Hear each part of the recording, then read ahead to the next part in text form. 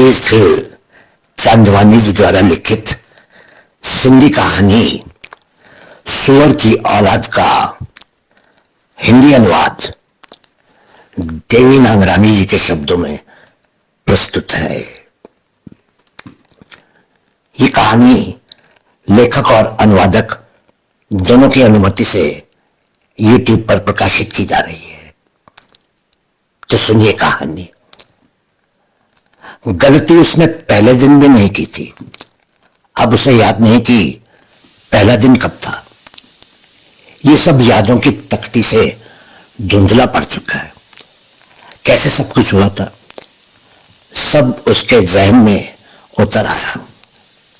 पिछली रात भी यही हुआ था, इससे पहले वाली रात भी ऐसा ही हुआ था।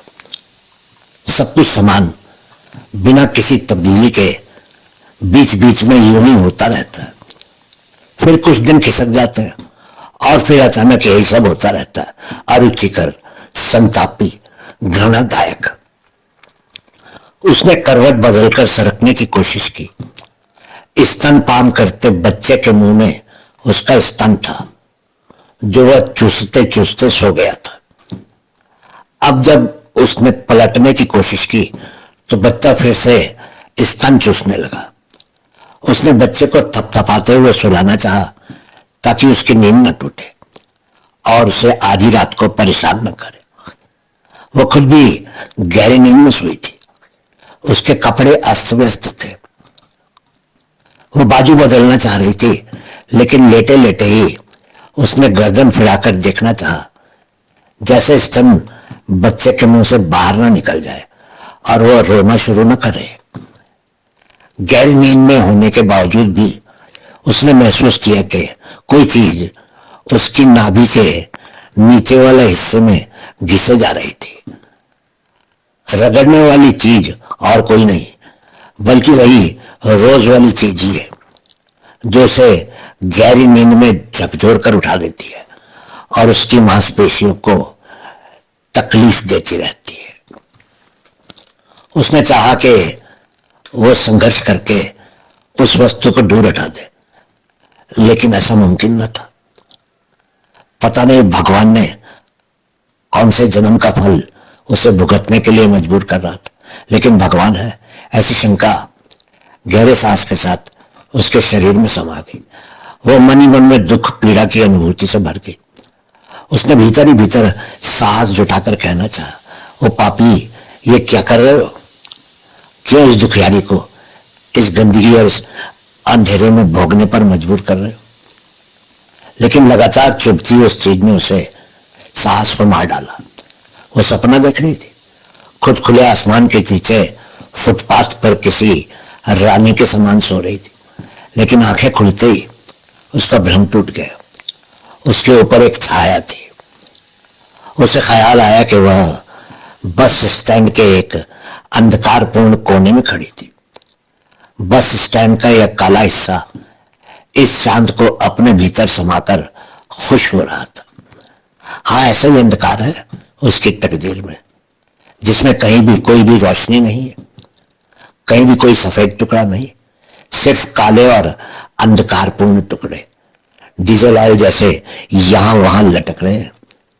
जैसे भयंकर दुर्घटना में हुए इंसानों के चेहरे, हाथ पांव, मांस के टुकड़े, रक्त के फव्वारे, खून के धब्बे, काला खून, बिल्कुल काला। अंधेरे में जैसा उसका नसीब है, बिल्कुल ऐसा। चुभन बराबर बरकरार थी। वो शिद्दत से महसूस कर रही थी। अब वह उसे पहचानने लगी है और सिर्फ हाजिरी मात्र से वह समस्त घटना चक्र को समझ जाती है। अब वह कहीं भी कोई भी गलती नहीं करती है और मशीन की तरह वो सब कुछ करने लगती है। हटकर सो जाती है, साड़ी और पेटीकोट ऊपर कर लेती है। उसे अस्पष्ट घटना चक्र याद है। उस दिन वह कैसे नींद में से अचानक चौंक कर थरथराती उठी थी और कैसे उस जूते चुभाने वाले आदमी के सामने खड़ी हो गई थी और गालियां देने लगी थी। उसे याद है तब एक जोरदार चांटा गाल पर पड़ा था। वो लड़खड़ा कर लगभग गिर गई थी कि उस जूते वाले आदमी ने अपना डंडा उसकी चोली में फंसाकर उसे उठाकर खड़ा करने में मदद की थी। उसने एक झटके से ही चोली के बटन टूट गए थे और वो अपनी छातियों को हाथों से ढांपती डर के मारे कांपने लगी थी और उसको घूरने लगी थी। क्यों मार रहे हो एक दुखियारी औरत को? एक औरत पर हाथ उठाते शर्म नहीं आती? जैसे पत्थर से टकराकर आवाज वापस उसके ही कानों में गूंज उठी। उसका शरीर काफी मजबूत था। उसकी लाल आंखों में हिंसा और वहशियत नाच रही थी। हिंसक पशु की तरह वह उसके चेहरे और छाती को चाट रहा था। उसका डंडा अभी तक उसकी चोली में फंसा था। ये जगह क्या तुम्हारे बाप की है जो यहाँ मस्ती से सोई हुई हो? वो बेहद घबराई हुई थी, भागना चाह रही थी। ये इतने आदमी इन बेंचों पर सरकारी रोशनी के नीचे जो सोए पड़े हैं कि वो उन्हें कुछ नहीं कहता। और जब उसने चारों ओर नजर दौड़ाई तो वहां कोई भी न था। सब कभी के भाग गए थे। वो अकेली ही बची थी इसका जुल्म सहने के लिए। गहरी नींद में डूबी वो घर बसाने के सपने देख रही थी। वो अपनी मदहोश नींद को कोसते हुए अपनी गठरी लेकर चलने लगी। तब आदमी ने उसकी बाह को इतना जोर से पकड़ा कि वह कराहने लगी। उसे लगा कि उसकी बाह कहीं बीच से ही टूट जाएगी और टूटी छत की मानिंद लटकने लगेगी और कोहनी से अलग हो जाएगी। वो बेहोश होने जैसी अवस्था में थी। अब मुझे छोड़ते क्यों नहीं? तुम्हारी जगह है तो तुम ही जाकर सो जाओ। और इसका किराया कौन देगा? देख नहीं रही हो, अंधी हो, मैं सरकारी आदमी हूं। इतनी रातें सरकारी जमीन पर सोते मजा किया और अब भाग रही हो। मुझे पहचानती नहीं हो? चलो सो जाओ तो किराया वसूल करूं। और उस दिन उसने पहली बार चुपचाप ऐसा किया। बस उसके बाद तब से आज तक सब कुछ ऐसे ही होता रहता है। फर्क सिर्फ इतना है कि बस स्टॉप के कोने और स्थान बदलते रहते और कभी सताने वालों की सरकारी पोशाक है। उसने अपनी फटी हुई चोली से छाती को ढकना चाहा और घुटने के ऊपर खिंची हुई पेटीकोट और साड़ी को पैरों तक खींचने की नाकाम कोशिश की, पर जूते वाले के पैर ने एक झटके से साड़ी को ऊपर उठा दिया और उसके खुले रानों पर जूता रख दिया। चमड़े के जूते में लगे कील उसके नर्म मांस में घूमने लगे और वो उठकर बैठ गई। उसके उठते ही बच्चा रोने लगा। अपने नंगे अंगों को ढकने की कोशिश करते हुए वो बच्चे को थपथपाने लगी। कुछ देर के लिए जूते वाला आदमी उसे देखता रहा। उसके मुंह से गंदे और सस्ते दारू की बदबू आ रही थी। वो अपने बच्चे की नींद खराब होने की वजह से दुखी थी। अपने नींद खराब होने का इतना दुख न था। कल भी उसे नींद नसीब न हुई थी। कल रात एक कंडक्टर और मुसाफिर का किसी बात पर झगड़ा हो गया था। उसके पश्चात तो हंगामा हुआ तो वो सो ना पाई। आज रात भी अगर उसे नींद न मिली तो वह दिन की रोशनी में कैसे सो पाएगी? ऐसी कितनी ही रातें उसने मासूम बच्चे को छाती से लगाए जागते गुजारी है। वह मनी मन रोती रहती है पर कर कुछ भी न पाई है। बिल्कुल लाचार बेबस कभी कभी हिम्मत करके एसटी ऑफिसर के पास भी गई है।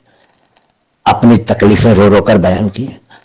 ऑफिसर के पैरों पर गिरी है, हाथ जोड़कर विनती भी की है, पर जवाब में उसे मिली है डांट। यही बस स्टॉप तुम्हें सोने की क्या जरूरत है? जिसका जवाब उसके पास नहीं है। आहिस्ता आहिस्ता ये सब तकलीफें वो इच्छा के विरुद्ध सहती रहती और रोजमर्रा के जीवन में ये सब दिक्कतें, दुश्वारियां, जिल्लतें जैसे शामिल हो गई। उसने बच्चे को उठाया, अपना स्तन उसके मुंह से लगाया। बच्चा चहक चहक करता हुआ दूध पीने लगा। तब जूते वाले आदमी ने उसे जोरदार लात मारी तो बच्चा उसके हाथों से छूट गया और वो उससे दूर जा गिरी। बच्चा जोर जोर से रोने लगा। जूते वाले आदमी ने बच्चे को उठाना चाहा तो वह लपक कर उसके सामने जाकर खड़ी हुई एक शेरनी की तरह, अपना सब दुख दर्द पीड़ा भूलकर। बच्चे को हाथ मत लगाना, वो चीखते हुए कह उठी। बच्चे को हाथ लगाया तो बहुत बुरा होगा, मैं कह देती हूँ। मुझे मार लो, माँ के सांड, बहन के मुझे मार डाल, मेरे साथ जो करना कर, लेकिन बच्चे से दूर रहा। इसे हाथ न लगाना, मैं भीख मांगती हूँ, पांव पड़ती हूँ, उसे कुछ मत करना, हाथ मत लगाना। वो झुकते हुए उसके पैरों पर गिर पड़ी। दया कर कहते हुए वह सिसकने लगी और ऐसे में उसकी हिचकियां बन गई। वो दया की भीख मांगती हुई विनम्र आंखों से उस जूते वाले आदमी को देखने लगी। हरामजादी, वो खौफनाक ढंग से दहाड़ा। बालों को पकड़कर उसे उठाकर खड़ा किया और दूसरे पल एक जोरदार लात उसके पेट पर दे मारी। वो पलटियां खाती हुई अपने बच्चे पर जा गिरी। उसकी चीख निकल गई, उसकी नाक और मुंह से खून बहने लगा। एक लात और पड़ने पर वो दूसरी ओर जा गिरी। बेहोशी की हालत में बच्चा जोर जोर से रो रहा था। उस आदमी ने गुस्से में पास पड़े एक खाली टीन के डब्बे को लात लगाई। डब्बा लात लगते ही अजीबोगरीब आवाज करता हुआ कोने में जाकर थम गया। गुस्से से उसके मुंह से बद लफ्जों की बारिश हो रही थी। साली, बदचलन, भड़वी, खाने के लिए कुछ नहीं है और बिना सोचे भिखारियों की फौज बढ़ाते जाते हो। कब तक बाप की बस्ती समझकर मौज बनाओगे? मरने दे साली, आराम की रात को मरने दे। ऐसा कहते हुए आगे बढ़ा, बच्चे को बांह से उछालते हुए ऊपर उठाया। बच्चा निरंतर रो रहा था। घायल शेरनी बनी मां ने जोर से दांतों के बीच उसकी बांह को दबोच लिया और पूरे जोर से साथ काटा। वह लड़खड़ाता दर्द से चीखने लगा। बच्चा अलग होकर दूर जा पड़ा। बच्चे का रोना बंद हो गया। वो जैसे बेहोशी से होश में आई। उसे उस कुत्ती की याद आई जिसने कुछ वक्त पहले ही पिल्लों को जन्म दिया था और वो किसी को उन पिल्लों की ओर जाते देखती तो भौंक कर उन्हें दूर भाग जाने के लिए मजबूर कर देती थी। किसी बच्चे ने उसके एक पिल्ले को उठाने की कोशिश की। कुत्ती ने उसे काटकर हलाक कर दिया। पागलपन की इस मदहोशी में सुध-बुध खोकर वो उसके सामने आई। नाक और मुंह से खून टपकाती वह तड़पती रही, पर अब उसने रोना बंद कर दिया। चुप, बिल्कुल चुप। आंखों से जैसे अंगारे बरस रहे थे। उसने चारों ओर नजर फिराई। एक टूटी हुई खाली बोतल उसके हाथ में आ गई। उसने एक खौफनाक गर्जना की जो फिजा में गूंज बनकर फैल गई। वह कुछ सोचे समझे इससे पहले टूटी हुई बोतल की तेज नोक उसके पेट में। वो तड़पने लगा।